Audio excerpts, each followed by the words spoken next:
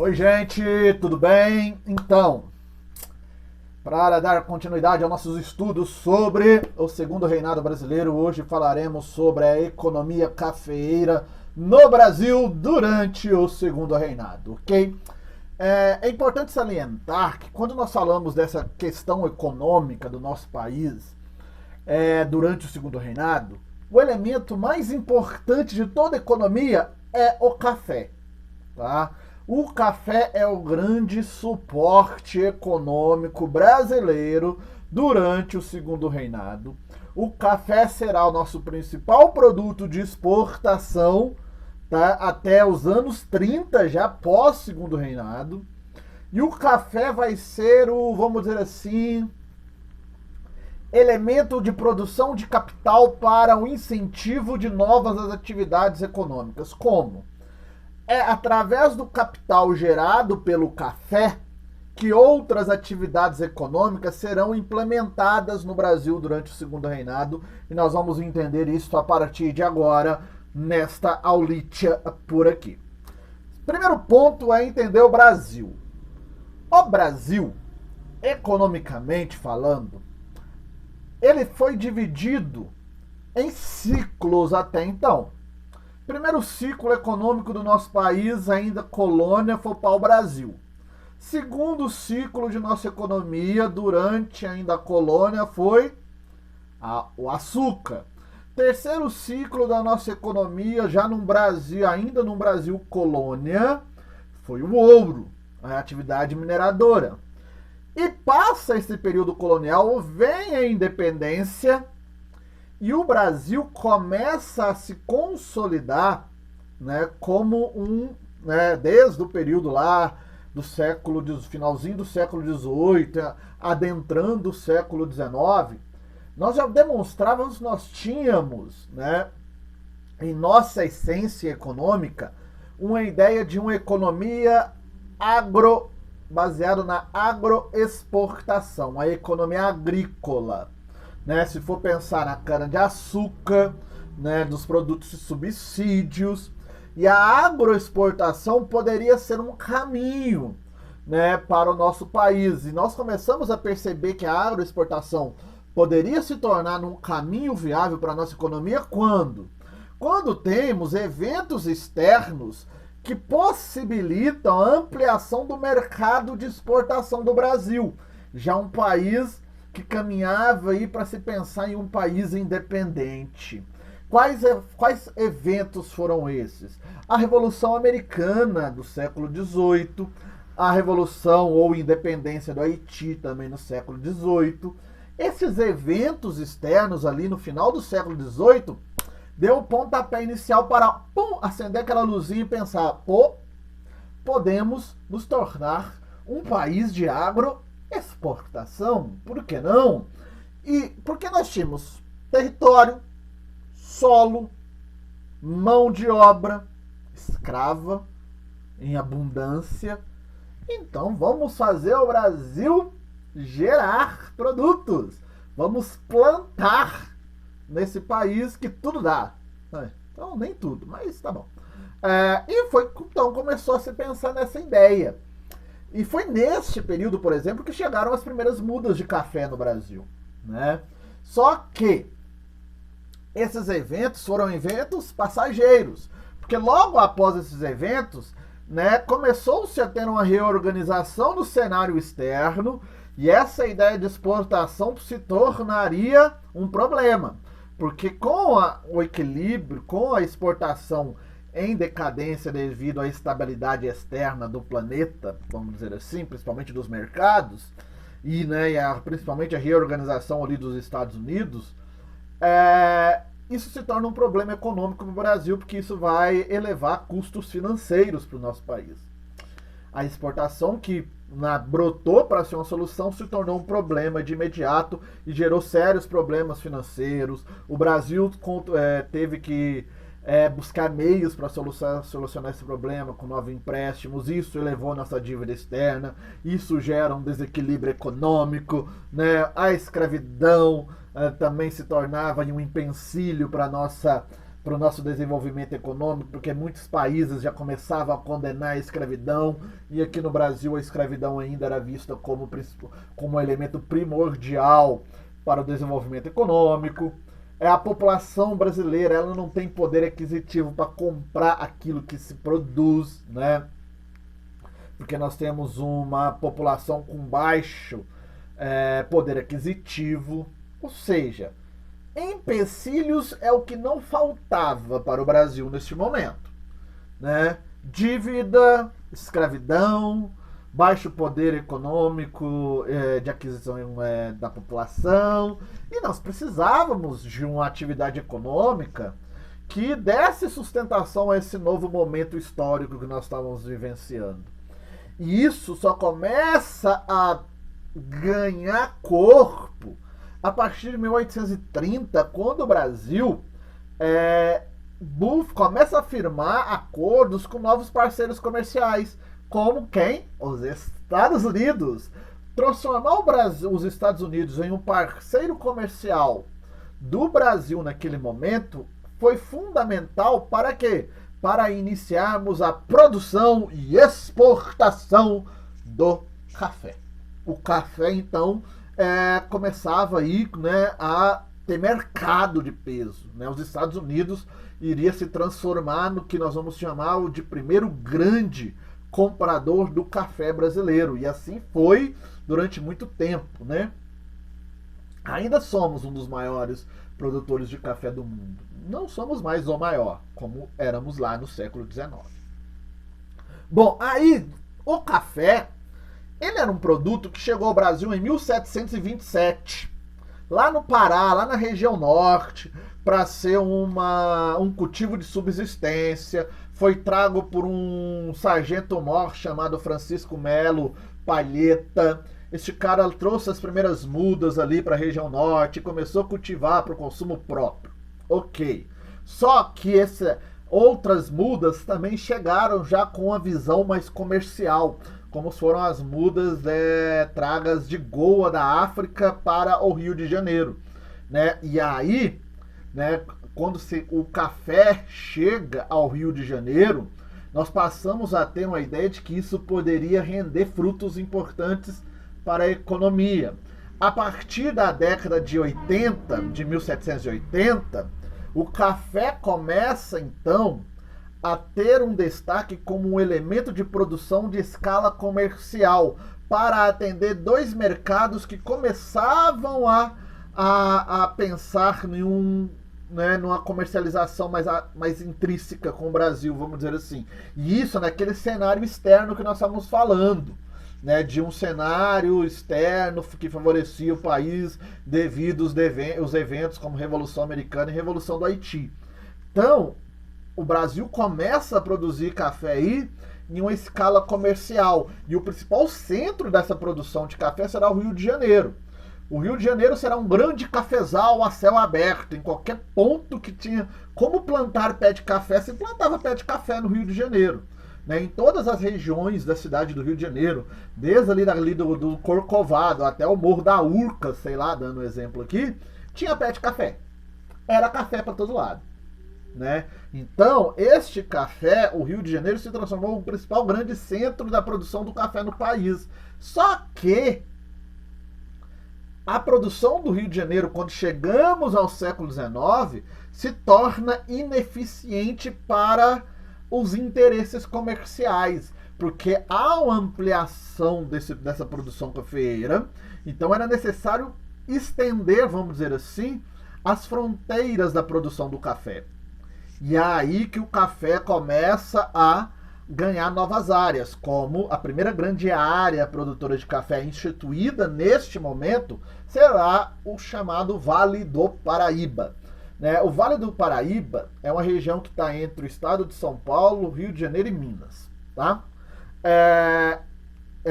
Essa região ela se caracteriza por ser uma região que baseou a produção do café em uma monocultura, em um sistema escravista baseado num grande latifúndio monocultor denominado de plantation. Então era um modelo plantation ali de cultivo, de produção. Utilizava-se de práticas predatórias do solo, o que favoreceu posteriormente o desgaste e o esgotamento desse solo, tá? E essa economia nessa região era vista como a região com a economia itinerante, porque o café era dinâmico, a produção do café é dinâmica e não tinha ali um princípio, uma localidade própria para ali se consolidar. Se tornou, né, aí durante muito tempo a região mais rica do Brasil, né, com os famosos barões do café, né, os grandes produtores de café.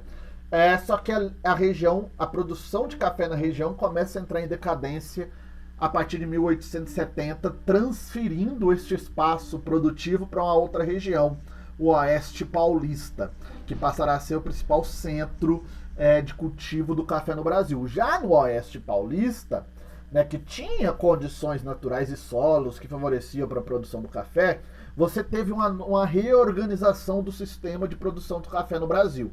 No Oeste Paulista, as fazendas eram organizadas como empresas, não eram grandes como grandes latifúndios. Eram grandes empresas onde você tinha divisões específicas de ações, de funções ligadas ao comércio, ao financiamento, à produção. Os fazendeiros, os donos das terras, não eram vistos como nobres, eram vistos como empreendedores, né, empresários que organizavam uma empresa, como, né, qualquer empresa organizada em departamentos, né. Essas fazendas não eram uma fazenda baseada exclusivamente na produção do café, porque esses fazendeiros eles buscavam novas atividades econômicas para diversificar seus ramos de negócios, vamos dizer assim. Então eles utilizavam do acúmulo do capital do café para se tornar acionistas de outras empresas, de outros ramos econômicos, como companhias de navegação, de ferrovias, de bancos e de indústrias. Tá? Então, a produção era baseada numa modernização, tem introdução de novas técnicas agrícolas menos predatórias, tem a introdução de maquinário específico para o desenvolvimento da produção, tem a introdução da mão de obra imigrante, não é exclusivamente mão de obra escrava, tá? Então você tem o advento de tecnologias ali no meio produtivo, tá bom? E aí o que você começa a visualizar, né? Um desenvolvimento mais amplo da economia. A economia ela começa realmente a se consolidar com um viés mais tecnológico, mais amplo, de melhores condições de trabalho, tá? E isso influi até o quê? Na modernização da sociedade. Você tem, por exemplo, aí o início da grande expansão da malha ferroviária no Brasil. A malha ferroviária, as ferrovias, elas ganham força no Brasil graças a essa produção cafeeira do Oeste Paulista e o desenvolvimento de um ideal mais modernizante da economia. Tá? E isso se torna fator essencial neste ponto. E isso, né, mostra que apesar de termos uma economia baseada em uma agroexportação, nós não temos uma economia exclusivamente direcionada ao café, né? Porque você também tem, claro, você tem um café como principal produto de exportação do Brasil, mas nós temos a nossa indústria, a nossa economia agroexportadora, ela tinha produtos secundários que atendiam também o mercado externo. O algodão, que atendia o mercado têxtil nos Estados Unidos e principalmente na Inglaterra, a borracha, que, né, o látex, né, região norte ali do país, que atendia ao mercado automobilístico, principalmente dos Estados Unidos e Inglaterra, o fumo, o tabaco para a produção de charutos, a erva mate, o cacau. Então eram produtos secundários que tinham importância econômica e acabaram diversificando a produção econômica nas regiões do Brasil. As regiões brasileiras não se concentravam exclusivamente na produção do café, né? Principalmente o sul, a região sul do país, ela não tinha um número significativo de fazendas direcionadas ao cultivo do café. Era mais ali a pecuária.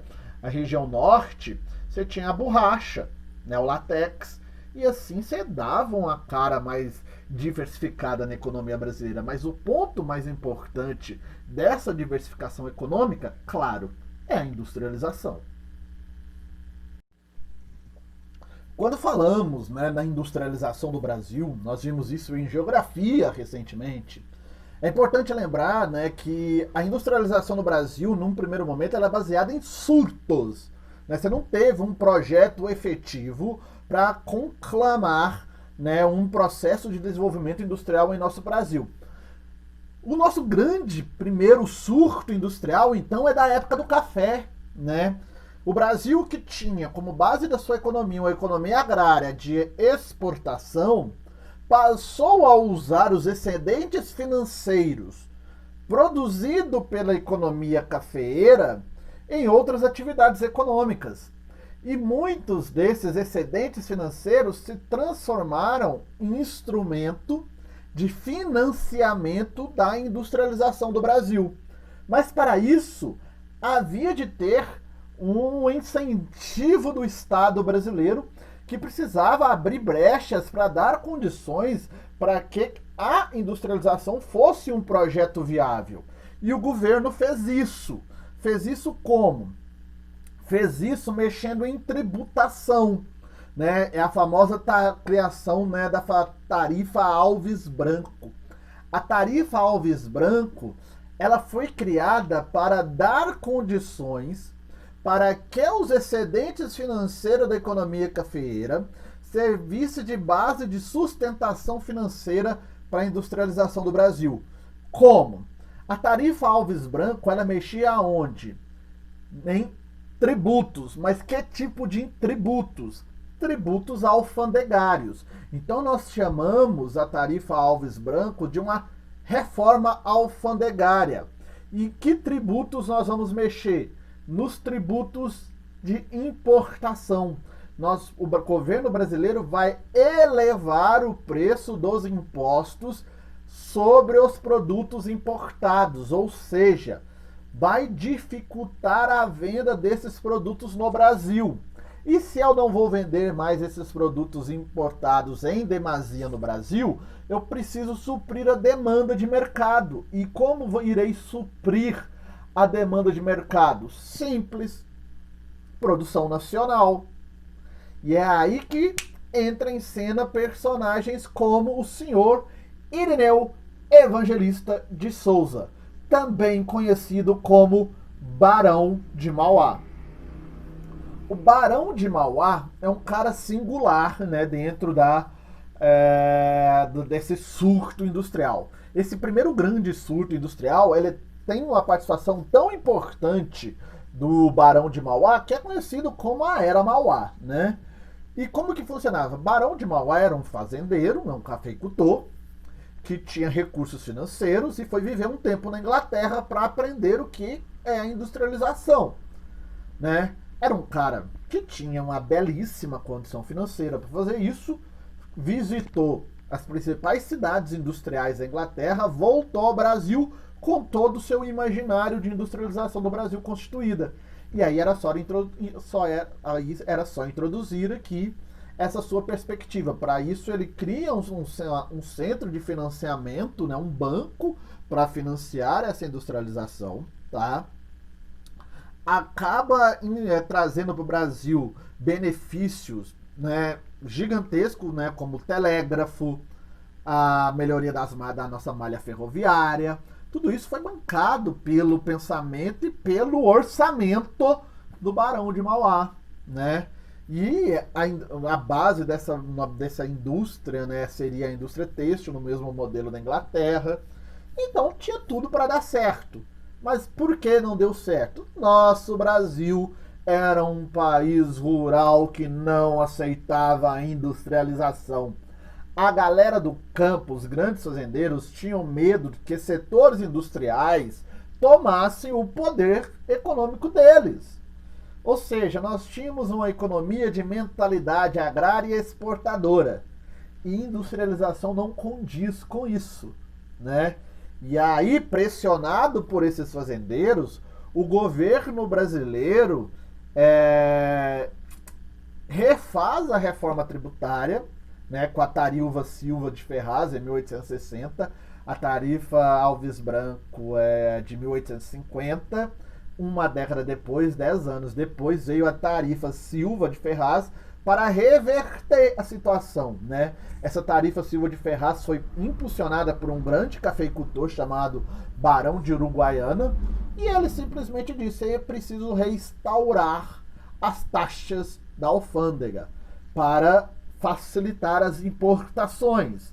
Então você tem que o governo faz com a tarifa Silva Ferraz? Reduz os impostos sobre exportação, sobre importação, né, melhor dizendo, de máquinas, ferramentas, ferragens e armas.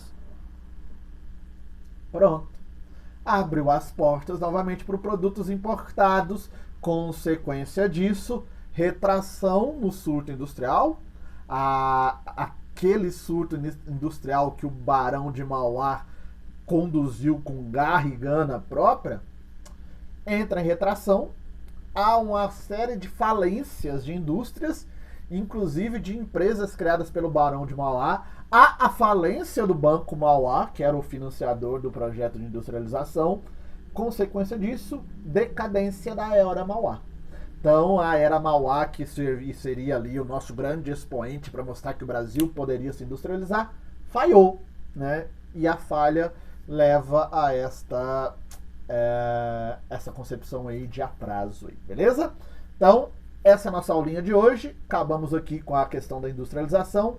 E embaixo tem uma atividade para vocês fazerem. Façam, não esqueçam. Façam atividade. Abraços e até a próxima aula.